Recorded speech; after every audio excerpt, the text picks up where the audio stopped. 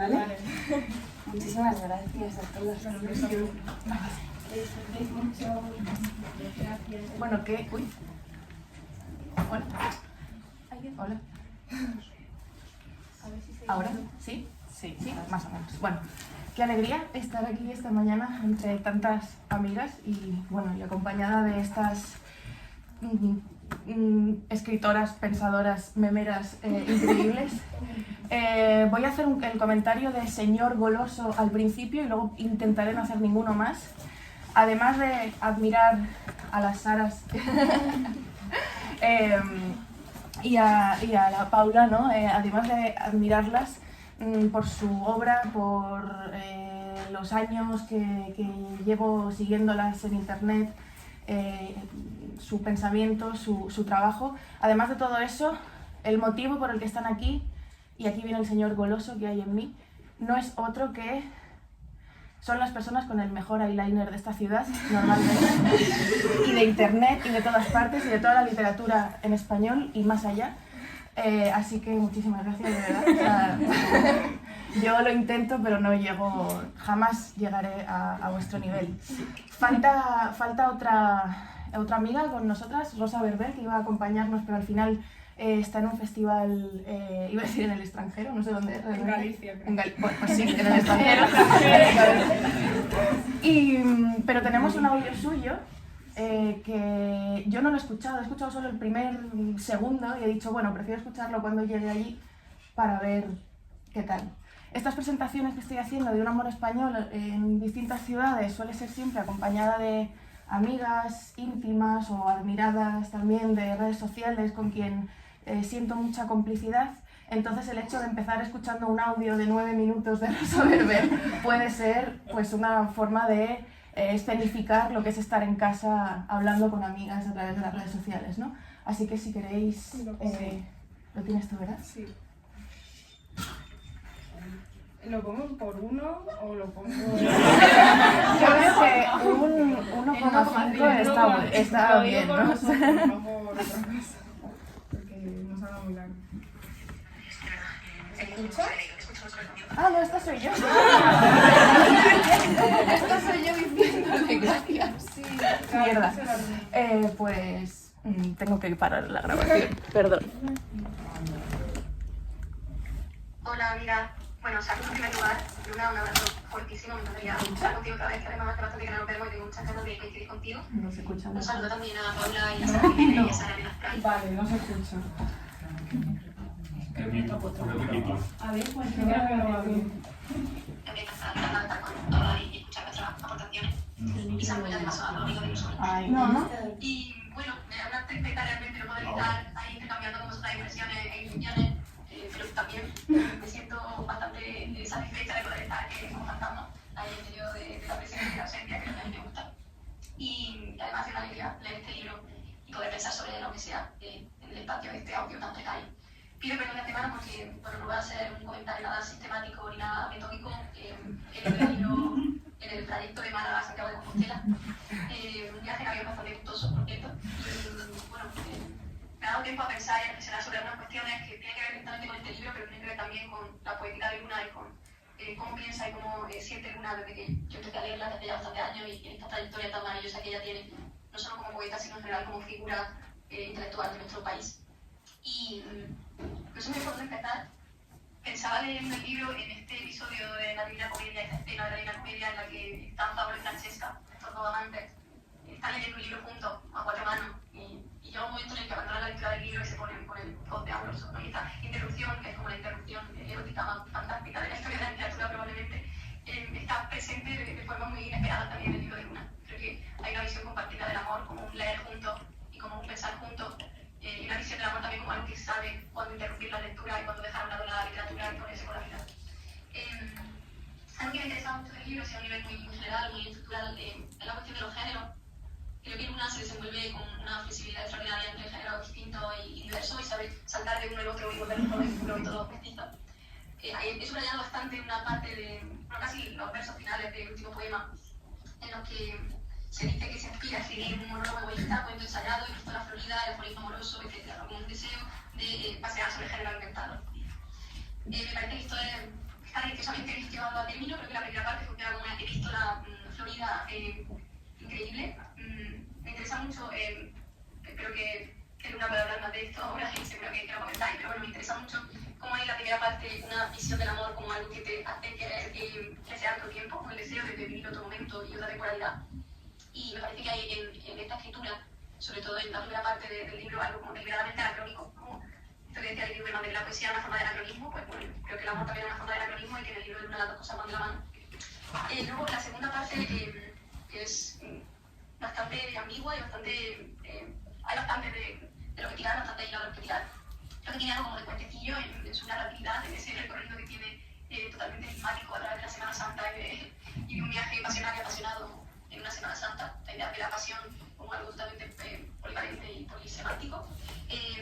Y luego la última parte, que bueno, me parece quizá el mejor poema que Luna ha escrito sobre el deseo en su vida, que es un monólogo delirante y totalmente rotundo, y además sin ánimo de agotar el tema del deseo y del amor, sino de expandirlo, ¿no? Con ánimo de proponer que el amor es siempre algo abierto y que se niega a clausurarse en el poema.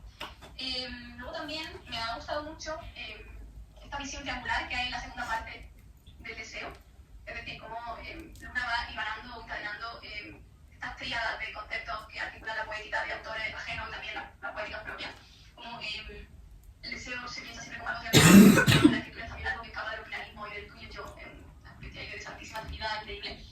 Y bueno, me interesa también mucho que creo que muchas de estas poemas funcionan como poetas, pero desde luego poéticas que no son nada unívocas, no poetas que se dediquen todo el tiempo, que se contradicen, que se matizan a lo largo del libro, me ha parecido esto absolutamente precioso.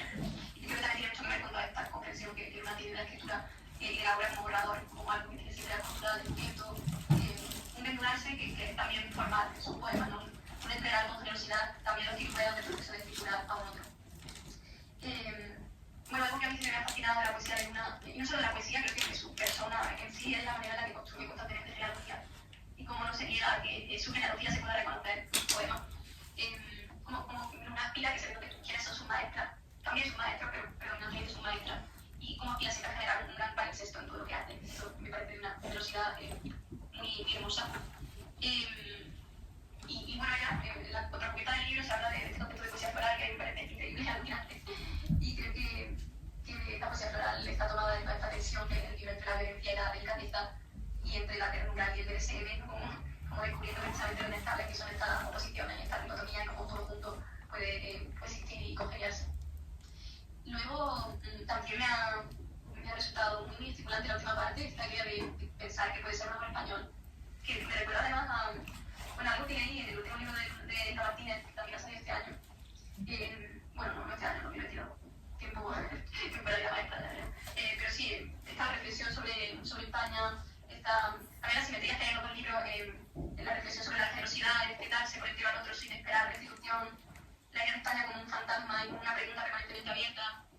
Y bueno, me parece muy interesante esta cuestión del idioma que plantea la última parte, como el lenguaje que usa el ser amado siempre, el lenguaje extranjero y un lenguaje indescifrable y enigmático, por no ser propio de conocer su gramática y por muy lengua materna nuestra que sea, que el amor atenta contra la lengua materna y cuando estamos en un proceso amoroso nos acercamos a los idiomas y al lenguaje más nativo, y esto me ha parecido súper acertado. Y bueno, pues no me lo más, que además seguro que esta conversación da para mucho y salen muchísimas ideas, muchísimas cuestiones, pero bueno, simplemente quería cerrar con mi entusiasmo total por este libro, por este gran poema de amor, no solo al amor, sino en general a las palabras, a la poesía, a las ideas, a los territorios, al pensamiento compartido y colectivo, y ojalá generar pensamiento colectivo con vosotros pronto. Un abrazo muy fuerte y os deseo lo mejor. Un beso. Gracias.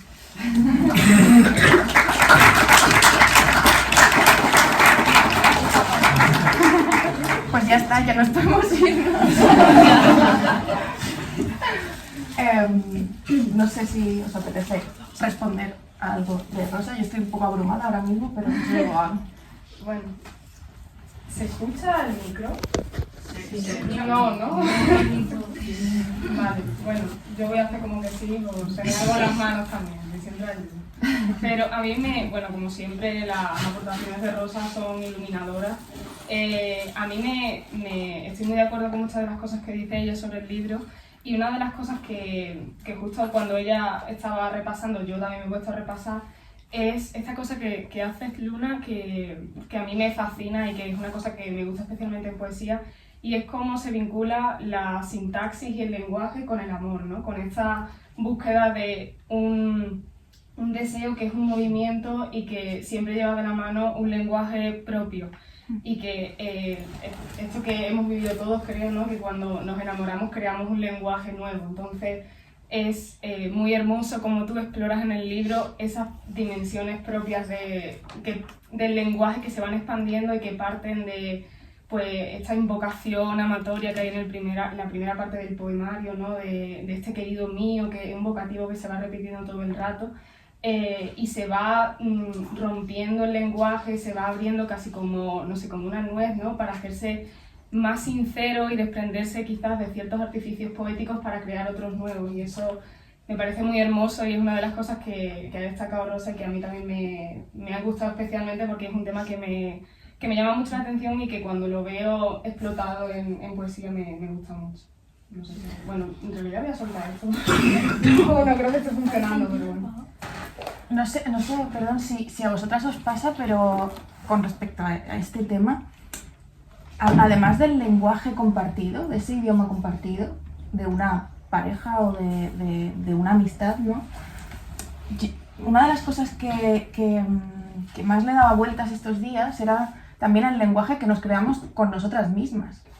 Darme cuenta de que yo no me hablo a mí misma, ni escribo de la misma manera en mi cuaderno, en mi diario, o incluso los emojis que tengo, no sé, o sea, más usados, ¿no? Cambian también, es decir, ya ni siquiera dependen de un otro, sino que también hay una conversación con una misma, con un idioma que también varía, ¿no? Dependiendo de con quiénes sean sus interlocutores, ¿no? en ese momento. No sé si, por ejemplo, cuando tú que además, por ejemplo, trabajas muchos memes de parejas de famosos y de intimidades ajenas, no sé si esto es algo que tú lo veas también cuando... A ver, yo siempre digo lo mismo, que cuando yo hago lo que hago, que no sé muy bien qué es lo que hago, pero lo hago, para mí la representación de gente famosa, por así decirlo, en mis memes, son simplemente como, no sé, como un ejemplo como muy tangible para todo y muy, no sé, que puede ser muy comprendido por todo, de representar una idea mayor, porque ¿cuál es el problema que me atañe a mí cuando los memes, que mucha gente me dice, es que los ricos, es que son problemas de ricos, es que no te estoy queriendo decir que lo que Kanye West le está haciendo a Kim Kardashian es una movida porque pobre Kim Kardashian, no, te estoy queriendo decir que si el día de mañana tu pareja intenta quitarte a tus hijos de alguna forma y bueno, y la somete a tanta presión y a tanta mierda, pues que no deberías permitirlo. Y eso es como lo que más capta a la gente, yo creo, y que lo que más se entiende, porque bueno, cuando yo empecé con los memes salía también de una época en la que yo había leído mucho, ahora hace un montón que no dedico mucho tiempo a la lectura y eso, tampoco tengo tiempo, trabajo mucho. Pero salía de un momento en el que había estado durante 3 años en un estado un poco malo y me había dedicado mucho a leer. Y sí que había una cosa que yo creo que faltaba y que, por ejemplo, en el caso de Luna no sucede, porque yo, de hecho, esto tengo que decirlo, lo tuiteé, pero lo tengo que decir. Para mí el libro de Luna, ella habla maravillosamente, yo no sé ni de artificia, ni de poesía, ni de nada de esto, pero es una canción de Tokisha, literalmente. En poesía, y yo creo que si la gente supiera que hay cosas tan llanas y tan sinceras, que es sobre todo lo que más me gusta de Un amor español, que es muy sincero y muy real y muy natural, yo creo que si la gente supiera que existe esto, más gente leería este tipo de cosas, porque es igual que escuchar cualquier canción de Tokisha, es muy bonito. Y bueno, me he despistado, pero lo que iba diciendo era básicamente eso, que cuando salí de esta época en la que estaba tan depresiva leyendo y tal, me di cuenta de que a veces falta explicarle a otra gente los sentires de una forma en la que lo entiendan, y a veces cuesta, porque bueno, creo que cuando te metes en cierto mundo más académico cuesta mucho como salir de ahí, y eso es lo que yo intento hacer siempre. Y con respecto a lo que tú has dicho de que se crean lenguajes propios para contigo misma, y eso es cierto, pero también yo creo que existe como un eje común en todo, como que al final el sentir de cosas tan profundas es un poco generalizado, aunque cada uno lo vea de una forma distinta. Y es por eso, porque gracias a los ejemplos de gente famosa, de Kim Kardashian y de gente así, yo creo que puedo transmitirle a mucha gente cosas que para mí son importantes y que son capaces de entenderlas simplemente por ese ejemplo, porque saben quién es Kim Kardashian, saben quién es Kanye West y entienden ese lenguaje, que al final es un lenguaje comunitario, creo. Entonces... Sí, yo creo que para mí mi Kim Kardashian en Un amor español es Hilda Doolittle, por ejemplo. Pero sí que en relación a otros libros, y en particular con este, en ese cambiar el lenguaje con una misma segunda persona, yo creo que es la primera vez que leo un libro tan tierno hacia ti. O sea, el sujeto aquí lírico que se nombra es muy tierno. El final, te amo bastantito, diré como una cría. O sea, creo que hay una forma de referirse a una misma y sobre todo con este mundo de flores, de vídeos, que aunque todo está relacionado en cierta forma con la sexualidad, pero sí, y ese recuperar toda la literatura española, como ubicarse un poquito más aquí y no tanto en poetas extranjeras, que creo que no, en el resto de tus libros sí se nota. Aquí es como un poco un recogerse más, ocuparse un poquito y decir, me voy a tratar un poquito mejor. Puede ser, ojalá. Los autocuidados poéticos. Sí, no, esto es... llevaba pensando, pues desde ayer que te vi aquí presentando a Viviana, en la presentación que hicisteis en Madrid con Juanpe Sánchez, y en esa también esa contradicción o cómo aspirar a ese quizá autocuidado poético, es decir, a ese bienestar, o sea, a esa narración del amor o del deseo también desde un lugar pacífico para con uno mismo, para con una misma, en esa narración de los novios además, ¿no? Ellos hablaron, Juanpe y ella, de la obsesión por escribir sobre los novios, ¿no? Yo creo que yo soy eso también, ¿no? En todos mis libros siempre hay el novio está de fondo, ¿no? Ahora el hijo también, que es como un mini novio, ¿no? Sí, ¿no? O sea, vas a todas partes con él, le quieres mucho, algún día te decepcionará.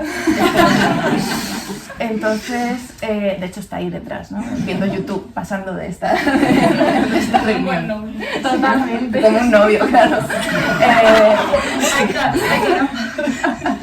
Entonces eso, ¿no? O sea, como que, no sé si tú, cuando escribes sobre los novios, vives esa contradicción también del cuidarse hablando de ese peligro, ¿no? Sí. Es como una especie de ir a la sabana sentimental, sí, y al mismo tiempo como estar protegida, ¿no?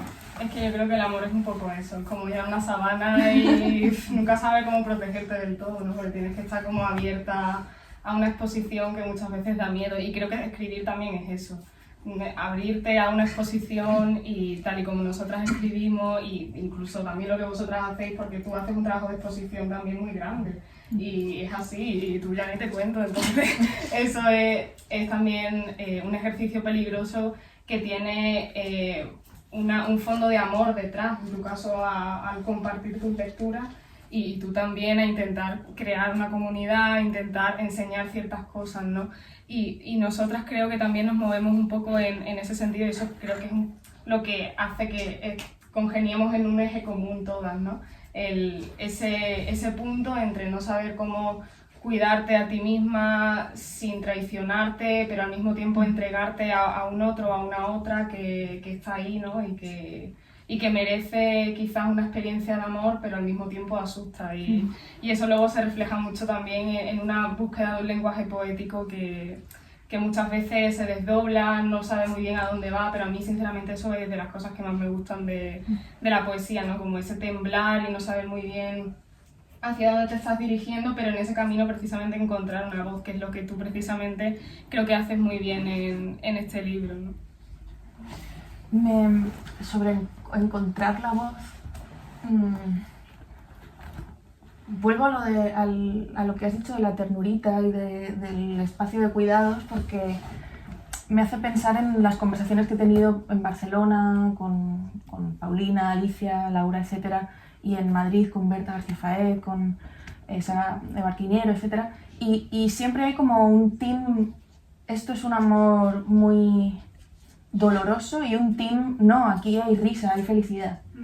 Eso me ha llamado mucho la atención, ¿no? Y en Almería, que solo hablé con una persona, que es una profesora de allí de la Universidad de Almería de Filología, Isabel Jiménez Caro, ella iba por la felicidad también, ¿no? Pero me llama la atención eso, ¿no? Cómo una misma historia puede ser vista desde esos dos lados. También digo que son las filósofas las que han visto la no felicidad, que a lo mejor es una cosa que viene ya de casa, ¿no? De darle demasiadas vueltas a algunas cuestiones. Pero también me planteaba, ¿no? Y ahora que hemos estado leyendo mucho a Annie Ernaux, me planteaba esa felicidad, ¿no? Desde la que para mí también es algo que creo que he copiado o que he absorbido también de gente más joven que yo, como vosotras también, ¿no? Es decir, yo creo que cuando tenía 20 años escribía, pues eso, desde un lugar mucho más torturado, y que de repente mezclarme y leer lo que habéis escrito otras personas desde otra generación y con otros referentes culturales también, creo que más refinados que los que tuvieron pues la gente tenían 20 años y estaban locos, ¿no? De aquella época, ¿no? Los que escribíamos en el 2008, los que empezábamos a publicar en el 2008, de repente como que esa felicidad yo creo que la he vampirizado un poco también, ¿no? De gente más joven que yo. No sé si como lectoras o incluso pensando en el mundo también musical, ¿no? Veis esa diferencia. Solo unos pocos años, me parece, porque tampoco nos diferencian tantos años, solo unos pocos años me parece que marcan esa búsqueda también de lo gozoso, ¿no? En el mundo en general, no solo en la escritura, sino en el mundo en general. Yo pienso que es totalmente generacional, y es verdad que en mi cuenta de Instagram hablo mucho sobre eso, sobre las diferencias que hay realmente entre los millennials y la generación Z, porque es brutal y la gente no lo ve. Y la gente, yo llego a un punto en el que seguían llamando millennial a gente con la que, bueno, yo no me sentía nada identificada. Es que los millennials, muchos de ellos tienen ya 40 años. Yo tengo 24. Y hace 2 años cuando empecé en los memes, pues imaginaos, me comparaban con una persona de 40 y yo decía, pero es que no. Y creo que es más que nada porque, y os lo debemos en parte a vosotros, que nosotras llevamos ya al mundo en un momento en el que éramos bastante conscientes de lo que había ya. O sea, del dolor que podía haber. Porque ya otras personas se habían encargado de explicárnoslo y de enseñárnoslo y de mostrarlo. Entonces, cuando tú te enfrentas al mundo ya desde la sabiduría de que eso es la base y que es peligroso, como ha dicho antes Paula, pues creo que intentas ser consciente de lo que te estás enfrentando y dices, bueno, pues aquí estamos y vamos a jugar. Y eso, y el que tenga miedo a morir que no nazca, ¿sabes? O sea, ya está, es lo que hay.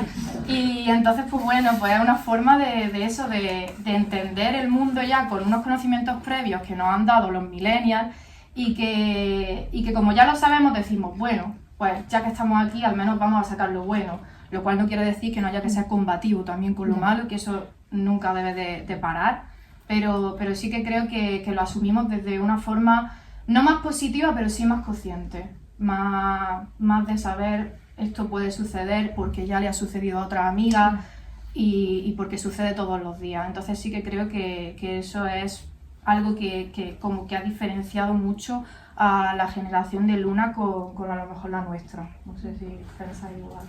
Yo no sé si me siento un poco mayor, pero yo soy muy torturadita y me han gustado mucho los primeros libros de Luna, sobre todo Los estómagos, que me parecía tristísimo y un poquito oscurito, pero al final yo creo que no tiene por qué ser un libro dolorosísimo y torturosísimo o feliz. Creo que pueden convivir ambas cosas y que al final, en el caso de enamorarse, pues tiene que tener tanto lo bueno como lo malo y como que progresar o quizás avanzar un poquito y ver cómo la gente de ahora se toma las cosas de otra manera.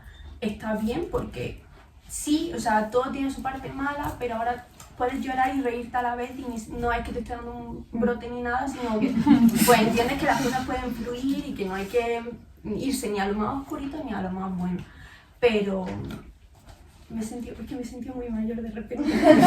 Perdón, pero yo estoy de acuerdo contigo. Yo soy generación Z del año 2000, o sea que yo estoy muy de acuerdo contigo en que a mí de hecho las poéticas más tristes y que más me enternecen son poéticas muy alegres, entonces que no dicen directamente me duele, sino que tienes que un poco rascar hasta encontrar dónde está el dolor, ¿no? Dónde está la herida. Y eso creo que es una virtud también a la hora de, o sea, me parece igual de válido, igual de bonito quien dice me duele a quien no lo dice explícitamente pero sabes que está ahí, ¿no? Y que se está riendo de eso. Y pienso, por ejemplo, en Mi país es salvaje de Ángela Segovia, que es un libro muy, muy doloroso, pero ella explota otros recursos y unos juegos que hacen que el libro no sea explícitamente una herida. Entonces eso también creo que es muy hermoso. Y que podemos leer a Annie Ernaux y decir, se te está yendo. Sí, O sea, bueno, Pura pasión se le va muchísimo. Pero ya perderse es como, bueno, pues tú te has dedicado a 300 páginas a fustigarte a ti misma y clavarte puñales y yo lo puedo ver y decir, está muy bien, o sea, te entiendo, ya está. Pero Sí, pues es que justo Pura pasión, no sé dónde lo he contado ya, pero bueno, me repito, lo siento, pero yo me encontré con Annie Ernaux en México en 2019, en la FIL de Guadalajara. Fue muy incómodo porque íbamos en un ascensor de un hotel altísimo, como que había una comida al final y era como, pero estar en el ascensor que yo pensaba, es que vamos a estar 3 horas en este ascensor y no sé qué decirlo, y estaba temblando y con el libro en el bolso pensando, Dios mío, que me lo firme, no me atreví, o sea, no me atreví a nada, ni a dirigirle la palabra ni nada, pero una amiga periodista me dijo, yo la voy a entrevistar esta tarde, si quieres le doy tu ejemplar y que te lo firme, y digo, gracias. Y en la firma, en la dedicatoria de Pura pasión, ¿vale? Dolorcito y puñalitos también, ponía para Luna tal, en recuerdo de un momento feliz. Y yo me quedé, ¿qué? Sí. De goce hubo un montón de goce. Luego ya... Claro, ¿no? Pero la palabra feliz Sí. me sorprendió mucho, ¿no? Y dije, qué bien envejecer para poder ver las cosas también con distancia. O sea. Entonces, yo intento no pensar tampoco demasiado en lo que escribí, porque si no, pues quieres cambiarlo todo y te deprimes. Pero cuando, o sea, me gustaría mirar para atrás y ver momentos felices, ¿no? Y yo creo que muchas veces cuando escribimos o sea, necesariamente uno necesita ese tiempo, ¿no? Y el humor que yo creo que hay en este libro, con diferencia a los anteriores,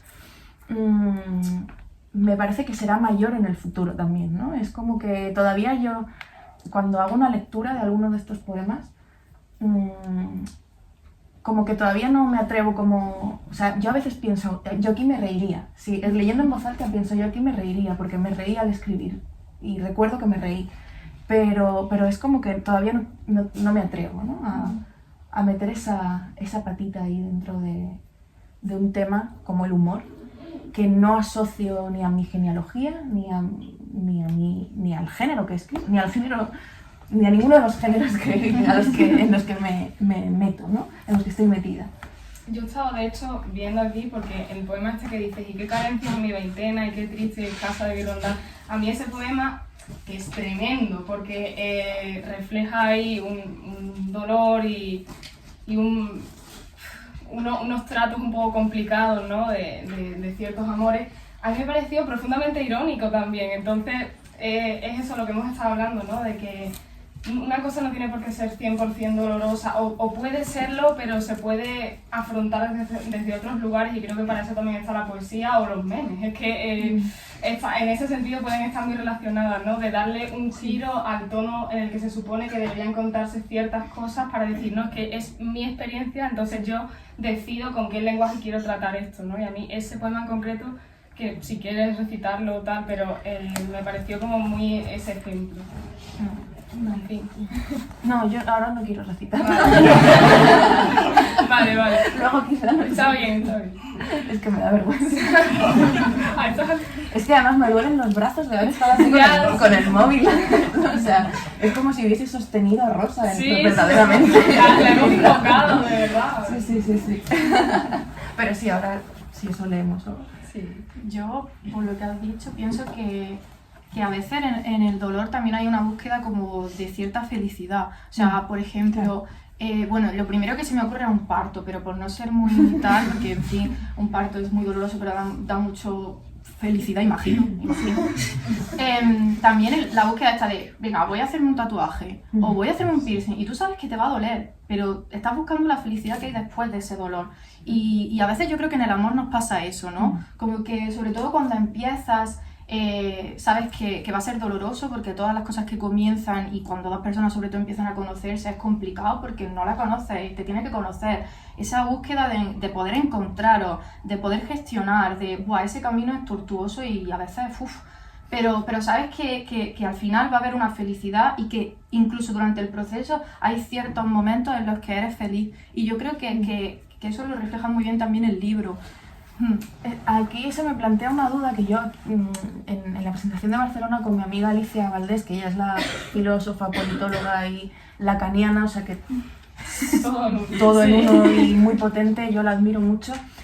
Con ella debato mucho sobre un tema, antes que ha salido en el audio de Rosa, lo del BDSM, también pienso en una especie de BDSM sentimental, ¿vale? Que no tenga que ver con el gusto por el dolor corporal, sino también muchas veces por el gusto por el dolor mental. Y esto a mí como que aquí entro en unos temas que sé que son muy turbios, pero que a mí me interesan. No sé si alguna vez le habéis dado vueltas a... que tiene un poco que ver con lo que estás diciendo, Sí, claro. mental, no. O sea, la ocupación Sí, claro. Puro BDSM mental. Es como una persona que ni siquiera es alguien con quien has tenido una relación y te ocupa entera, pero no por placer, sino todo, y te tortura y te recrea. Y yo creo que casi todas las poetas que hemos leído hay un cierto BDSM en ese sentido emocional y yo creo que nos gusta y lo leemos. Bueno, para mí la poesía en general es Sí. BDSM emocional. Si lo piensas. Recrearte y recrearte. Claro, ¿no? O sea, me parece que es algo ahí que, bueno, un tema, o sea, el BDSM emocional, aquí no sé si hay gente que estudia y tal, pero un buen tema para trabajo. Pero es algo a lo que le doy muchas vueltas porque también entra en el punto de lo peligroso, ¿no? Y también en el momento, ese lugar en el que se nos asocia también a las mujeres, ¿no? Y alguna mujer que desea es una mujer que pues que tiene que sufrir y está bonito que sufra y bla, bla, bla, ¿no? Es decir, que también se puede caer en eso, o sea, le das tanta vuelta a eso que al final te caes, ¿no? Entonces es algo en lo que estoy todavía pensando y en lo que algunas de las escrituras recientes sobre el amor, sobre los novios y sobre la sabana amorosa, me preocupa mucho, ¿no? Hasta dónde, claro, a partir de qué punto ya es una señal de peligro, ¿no? Una red flag. Sí. A ver, hay señales que son muy claras. O sea, creo que hay cosas que a veces son muy evidentes. Pero ¿sabes qué es lo curioso? Que es una cosa que a mí personalmente me martiriza mucho, que odio ser capaz de verlo tan claro cuando no depende de mí y cuando me está pasando a mí, Sí.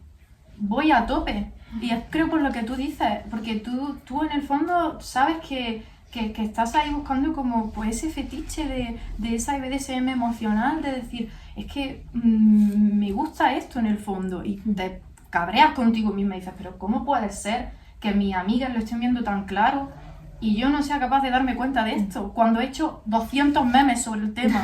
Es que es completamente contradictorio y a mí me frustra mucho.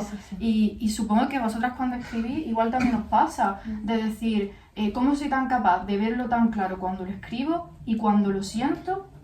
Pero ni siquiera cuando lo escribes, porque yo no sé si a ti te pasa, pero yo a veces escribo cosas y me pienso que estoy escribiendo sobre un tema, dejo que repose, vuelvo a eso y digo, qué terror más absoluto esto que yo escribí pensando que era un bellísimo poema de amor y de repente era un poema de muerte. Que... Cuando lo leas lo vas, Sí, ¿no? Que es sí, peor sí, todavía, sí. que dices, ¡puf! Claro, una vez que tú has salido de esa experiencia, ¿no? De repente volver al momento en el que escribiste eso, justo cuando lo estabas viviendo, tiene mucho de sabiduría profética, ¿no? Que te lanza tu propia poesía y que luego vuelves y dices, ¡ay! pues era esto lo que yo estaba intentando decirme a mí misma, ¿no? Y no era capaz. Y eso también es lo bonito de la literatura. Y luego ya cuando encima enseñas ese texto y alguien te indica esto Ya. es lo que estás haciendo, bueno, eso ya... Totalmente.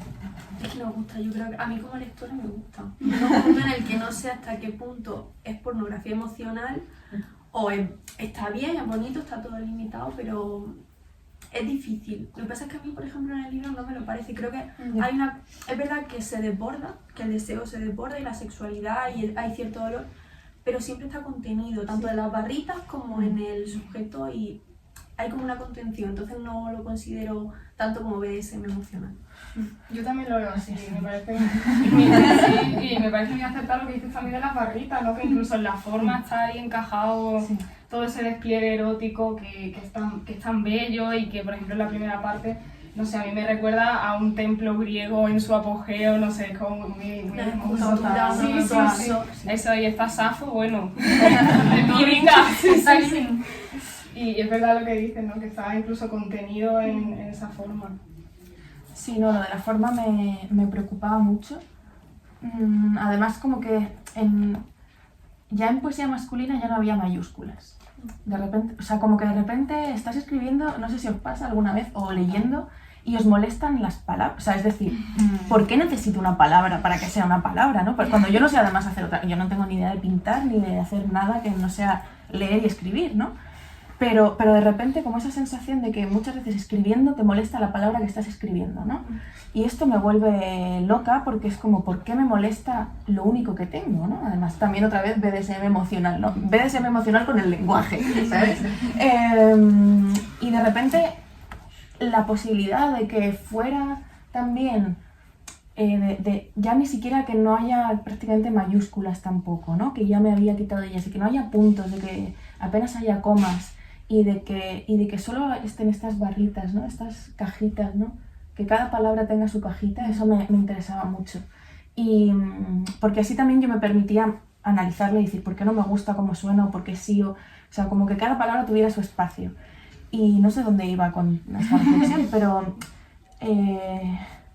me interesaba eso, ¿no? Como yo ya no puedo escribir como escribía antes la poesía. O sea, necesito siempre buscar otra manera de dibujar la página.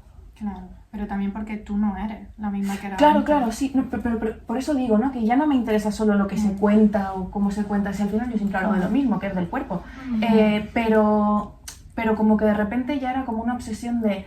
Y a lo mejor esto lo he aprendido también de leer tanto pues a dos mujeres increíbles que son Berta García Ferrer y tú has mencionado antes a Ángela Segovia, leyéndolas a ellas y además habiendo crecido con ellas y habiendo compartido tantos años de lecturas y de conversaciones con ellas, ¿no? Y referentes y recitales y festivales, o sea, habiendo crecido con ellas, mis verdaderas hermanas generacionales, por así decirlo, aunque tampoco tengamos una relación íntima demasiado forjada, ¿no? Pero sí intelectual, yo creo. Una de las cosas que admiro de ellas también es eso, ¿no? Su capacidad para experimentar. Y me da la sensación de que yo antes no me permitía, del mismo modo que no me permitía reír, no me permitía experimentar formalmente, ¿no? Y hasta que me di cuenta de eso, ¿no? De que cuanto menos me fiara de las palabras que estaba escribiendo, más podía dibujar sobre la página, ¿no? Y algo que me importa de un amor español es eso, ¿no? Que las páginas estén locas. Y además porque es una carta, y una carta que se desmenuza, porque tiene la estructura formal de la primera parte, Sí. Se queda un poquito en medio y al final se deshace por completo. Sí. Sí, bueno, es un proceso, ver también un poco el proceso del enamoramiento, ¿no? De todo lo que tú crees que va a ser una cosa y cómo se va convirtiendo en algo liviano y que menos, o sea, creo que cuando un amor empieza también tenemos demasiadas expectativas, ¿no? Y del mismo modo que cuando un libro empieza tenemos demasiadas expectativas. Quiero que sea así, que los versos sean así, que va a ser increíble. Y de repente ves que no, que todo, que estés ajeno realmente, que tú no puedes tomar ninguna decisión, que se va, que huye.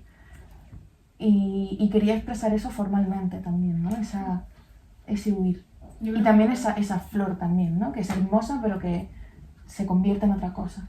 Yo creo que eso es tu poética, que es una poética del eros y una poética del buscar, que es el de ser un sí, ¿no? Y como tú has dicho, igual que un amor empieza y no sabes cómo va a ser y existe en potencia, existe en lo que tú te imaginas que puede llegar a convertirse, pues igual el libro, ¿no? Tú piensas un libro y piensas una poesía, pero hasta que no empiezas a correr y empiezas a discurrir con ese lenguaje o con ese amor, no puede llegar a nada, ¿no? Y eso es también lo hermoso de tu poética, yo creo. Qué guay.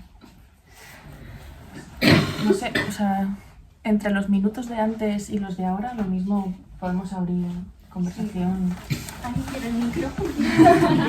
Y creo que no sabemos muy bien si... Yo lo tengo atrás y te hará falta. ¿Alguien quiere hablar?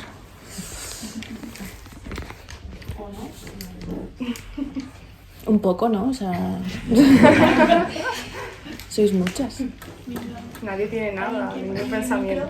Algo sobre Anier, ¿no? Que ahí ha quedado por decir hoy. Sí.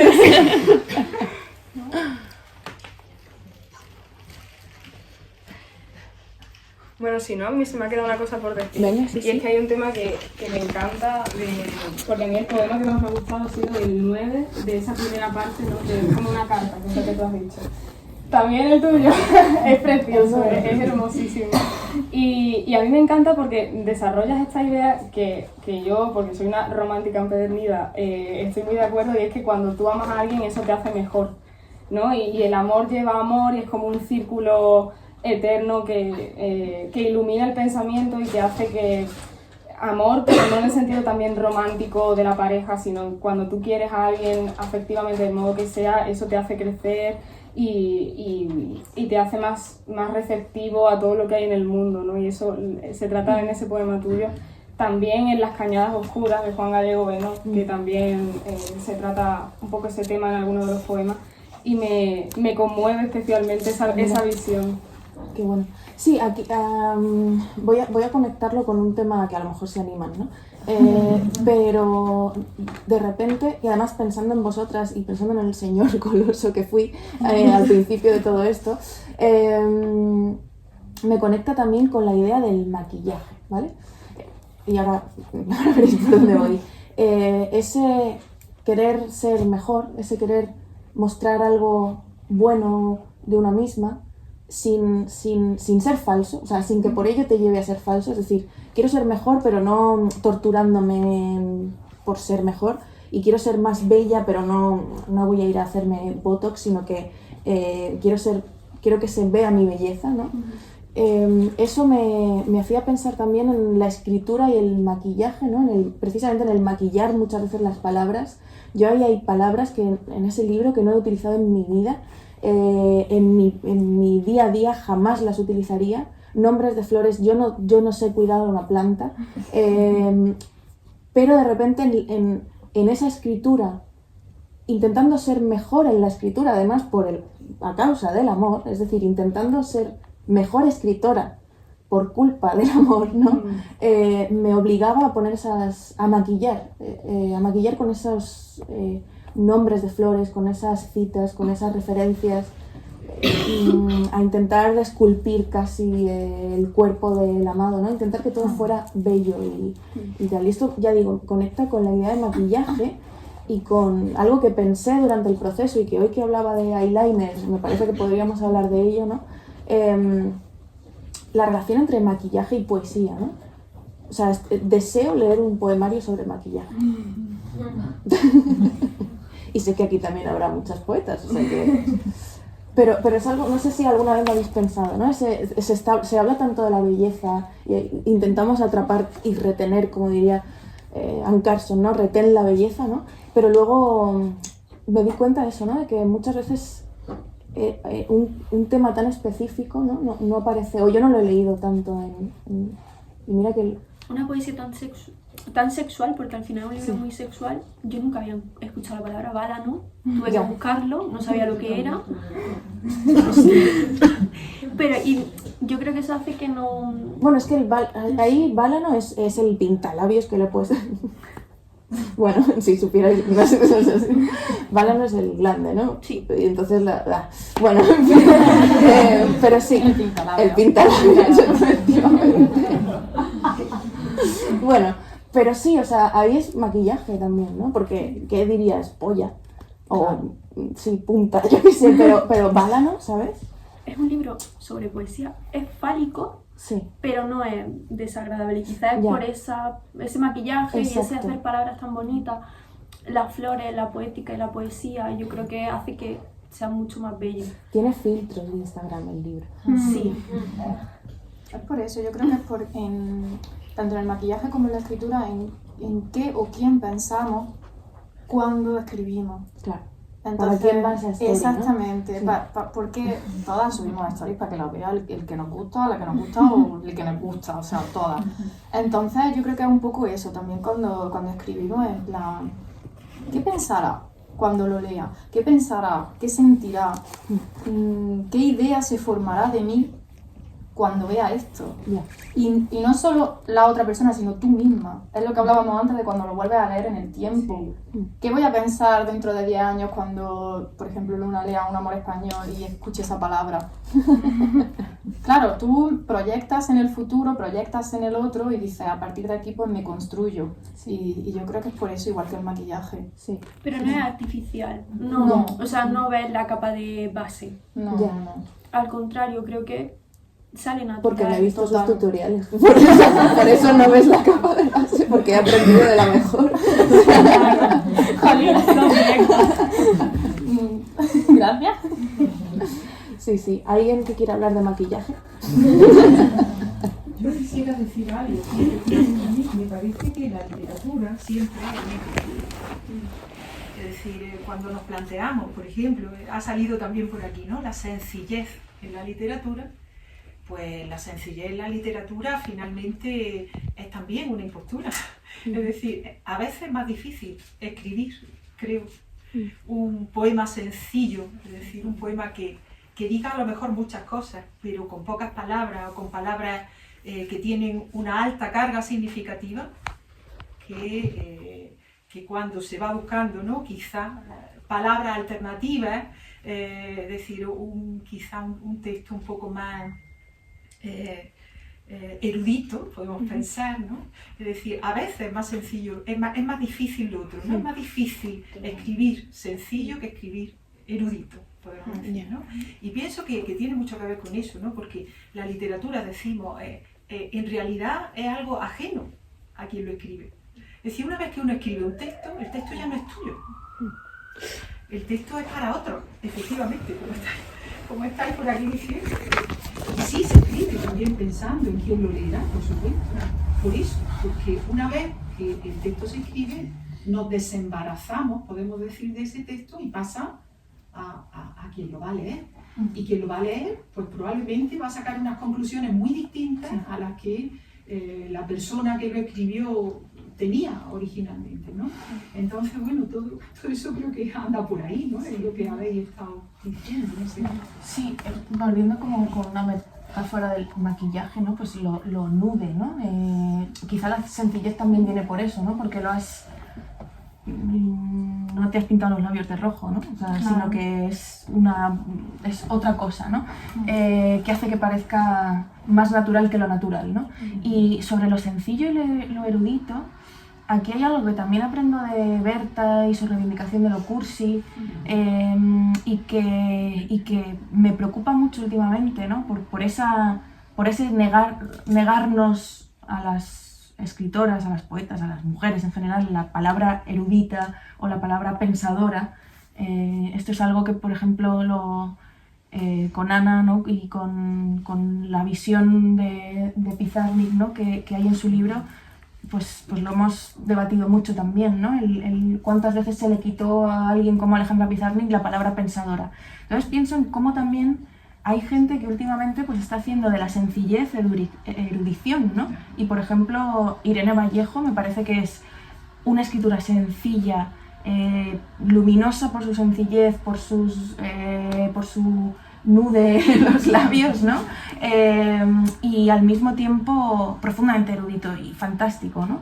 Entonces, yo creo que es una reivindicación que a mí me gusta, es algo a lo que me gustaría aspirar como pensadora. Lo nombró Juanpe el otro día aquí, que él decía eso, ¿no? Él también tiene una poética muy de lo sencillo, pero claro, que detrás de ese poema sencillo como que siempre cada palabra cuenta, pero encima cuando estás diciendo cosas tan aparentemente banales, tienes que hacer un doble esfuerzo para que, además pensando en si quieres que te tomen en serio, porque hay mucha gente que te tirará por tierra ese poema porque dirá, es que esto lo puede hacer cualquiera. Bueno, vale, pero la cosa es hacerlo, ¿no? Y lo acabas y esta persona lo acaba de hacer. Entonces, es un poco lo que él también comentaba, ¿no? Lo que acabas de decir, esta erudición que viene de lo que aparentemente no la tiene y sin embargo sí que dice tantas cosas. Claro, es justamente lo que decía yo de lo de que tu libro parece una canción de Toquilla, porque es verdad, o sea, a veces Jun Beef, Pedro la Droga, dicen cosas, tío,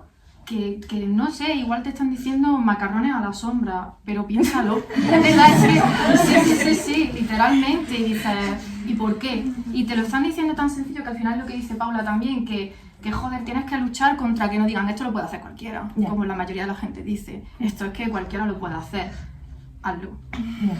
Es que es complicado y yo creo que eso es lo bonito, que es muy sencillo y que es muy real y muy natural, aunque se busque ese maquillaje también. Creo que por ahí tú habías levantado la mano. Sí. Bueno, yo soy Carla y quería deciros que, bueno, no os conozco ninguna de las cuatro, soy muy honesta en eso y deciros que me ha encantado escucharos y que a partir de ahora pues ya sé quiénes sois y os intentaré leer y seguir porque me ha encantado, ¿no? Bueno, quería comentar primero, felicitaros por una cosa que ha comentado la compañera antes del tema de las generaciones, ¿no? O sea, yo tengo 33 años y yo no conozco de mi generación gente a la que le motive la lectura y la escritura como las nuevas generaciones que venís detrás, ¿no? Quizá mala suerte por mi parte, quizá de donde vengo, ¿no? Pero creo que eso es muy inspirador para el resto de generaciones, ver que la vanguardia siempre viene, vuelve y está ahí, ¿no? Y luego por el tema de que estáis hablando de maquillaje, de sencillez, yo estudio antropología y hay una cosa que me cuesta mucho en mi trabajo, que es el tema de, a mí me gusta el tema audiovisual, el tema de la ficción y la no ficción. Yo creo que es muy importante que sintamos libertad, porque no importa que maquilles una palabra o no, sino que tú quieras decir algo desde donde lo sientes, ¿no? Y que en el fondo da igual si quieres hablar de una realidad como tal, porque si tú la quieres maquillar, disfrazar para comunicar eso que a ti te está haciendo sentir, creo que eso es lo que hace que conectemos, ¿no? O sea, que a veces nos obsesiona mucho buscar como esa verdad y la verdad no existe como tal, lo sabemos, y entonces creo que está muy bien que sepamos entrar en ese juego y en esa dinámica entre todos los formatos, ¿no? Escritura, pintura o lo que sea. Así que, no, gracias. A ti. Sí, no, y la verdad, si no existe en general, el amor menos, ¿no? Creo, o sea, que al final volvemos al tema de inicio, ¿no? Que cómo decir una verdad en algo en lo que hasta nosotras mismas creamos nuestro propio lenguaje ficticio en donde todo es ficción. ¿Cómo decir una verdad donde todo es ficción, ¿no? Quizá lo interesante es seguir jugando en esa ficción. Creo que había pregunta. Ay, qué vergüenza la bueno, a ver, las primeras, debo admitir que yo solo he leído un libro tuyo, bueno, me falta 6 páginas, pero bueno. Y no te conocía mucho, en plan, a las personas que conocía eran a Sara, Nena Astral, y a Rosa Lorel, que bueno, no está. Yo no soy, o sea, prácticamente no leo, también porque me cuesta mucho por Autistic Things, pero... El cabrón está dando. Pero, o sea, yo creo que en nuestra generación y más en la actualidad, o sea, creo que se han mezclado diferentes artes de diferentes maneras y, por ejemplo, la poesía se ha visto mucho, que Nena Astral lo mencionaba antes con la música, pero no solo en la música, sino también en el dibujo. Por ejemplo, Sisimi Sigaraki, que además es de Granada, que es una persona trans, no binaria de aquí, que bueno, más bien es artista de arte abstracto. Y como que, no sé, ella, por ejemplo, junta un mogollón las palabras con la cultura.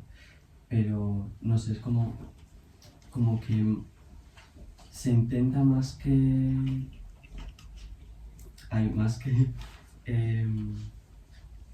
decir un poema, sino más bien se pone más el foco en expresar lo que de manera sencilla, que a todos les salga. Por ejemplo, o sea, yo a la poesía he llegado más gracias a Gata Katana, por ejemplo, o a Lana del Rey, o a Lole, que a muchos poetas que habéis mencionado, que yo solo conocía algunas pocas, y eso básicamente. Totalmente, o sea, me resultaría, antes hablaba de la apertura de la generación Z a otros formatos, no de producción, o sea, no en el sentido de la producción, sino de inspiración. Cuando se rompen las formas, además, cuando no hace falta que una exprese cosas a través de un soneto y de no sé cuántos endecasílabos, cuando se rompen ciertos códigos, se abre la puerta también a, pues eso, ¿no? A inspirarnos desde otros lugares.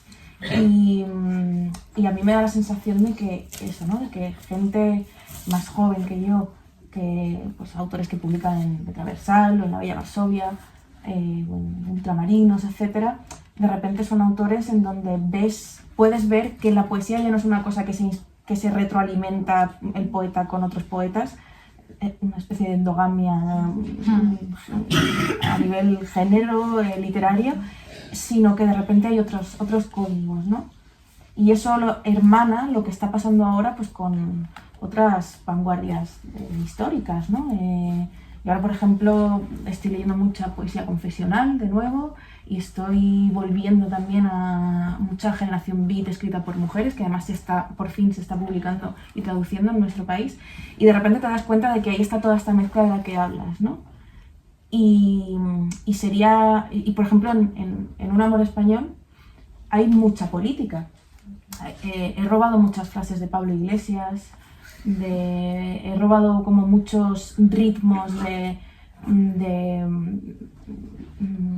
Íñigo Errejón, o sea, como que de repente hay como cosas que están ahí. Hay pequeñas pullitas a Nairi Simón. Es decir, como que temas políticos de Twitter también están ahí y también me han inspirado. Y si yo estoy reflexionando sobre el amor y la patria, inevitablemente la política contemporánea me tiene que afectar en mi escritura y en mi manera de afrontar esos temas, ¿no? Entonces sí, o sea, ¿quién me iba a decir a mí hace años que en un poema mío, que a mí me gusta mucho y que me lo he pasado muy bien escribiéndolo, sale Pablo Iglesias? Pues mira.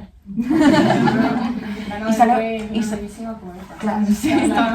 La oreja de las mejores. Sí, de las mejores. Y también, no tanto Toquilla, porque yo lo descubrí más tarde y por ti además, sino a mí el diamante en la punta de Rosalía, ojalá en esa canción apareciese la palabra bálano, sinceramente. Y desde aquí invito a Rosalía a que haga una canción de bálano. Sí, ¿no? O sea, sería estupendo, porque a mí ese momento cuando todo internet se metía con una mujer que hablaba de una polla, yo pensaba, Dios, es que soy yo literal. ¿Sabes? O sea, ¿cuántas veces he escrito yo sobre penes y cuántas veces me han criticado por ello? Cuando yo eso lo hago con toda la libertad, o sea, y lo quiero seguir haciendo. O sea, es que ya lo he dicho muchas veces, soy una poeta fálica.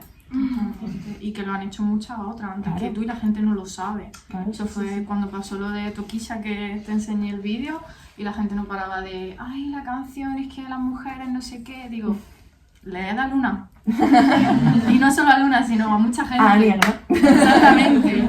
Es que de verdad, o sea, es muy necesario por eso, porque la gente no es consciente de que eso no, o sea, que podemos hablar de lo que queramos. ¿Qué problema hay en que hablemos sobre polla, o que hablemos sobre el erotismo, sobre lo que nos gusta y lo que no? Es que si ya empezamos así, es que es muy... O sea, no me acuerdo porque, claro, es que yo estas cosas las olvido porque me parecen tan tonterías, pero era en plan, es que así no se está avanzando en el feminismo, no sé qué, o sea, habría que analizar esa cuestión, o sea, que una mujer hable de lo que desea, de lo que quiere, de lo que le gusta chupar y de lo que no, wow, que se nos diga no hables de eso porque es muy banal y lo que estás haciendo es contraproducente, habría que analizarlo y la gente es que sentencia mucho, sí. Bien, o sea, ya se pone interesante. La cosa se viene.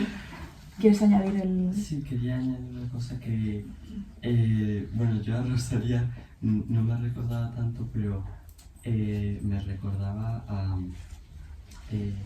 a Missy Elliott o a Aliyah, una Aliyah, porque era como muy explícito, pero a la vez como muy, no sé, sensual. En plan, lo que habíais dicho antes de que te tenías que poner a pensar, entre comillas, en qué era. Y también, en plan, o sea, ya no solo se está intentando como que sea sencillo, sino también como para la gente, entre comillas, y miles de comillas, porque obviamente no es por la gente del pueblo, pero no sé, como la gente, pues eso, en plan, unas palabras como rápidas y sencillas, o por ejemplo la canción de Topisa o la de Hentai, que son como canciones ya no solo explícitas o sexuales, sino que son muy kits también. Total. Y está guapo eso. ¿Queríais? Antes, cuando hemos hablado del tema de la escritura y el maquillaje, hay un tema cuando uno se maquilla muy... A ver cómo lo explico yo. Cuando una persona se maquilla y va a salir o lo que sea, hay como un punto en el que no está suficientemente maquillada, entonces parece que no te ha arreglado nada y que te da todo igual. Pero también hay un terror a llegar el límite ese que llaman lo intenta demasiado. O sea, ese concepto de lo intenta demasiado. Entonces yo quería preguntar si al escribir un poema o también hay como un límite en el que uno empieza a pensar, lo estoy intentando demasiado, ¿qué hago? ¿Dónde está ese límite? ¿Cómo se trabaja con eso?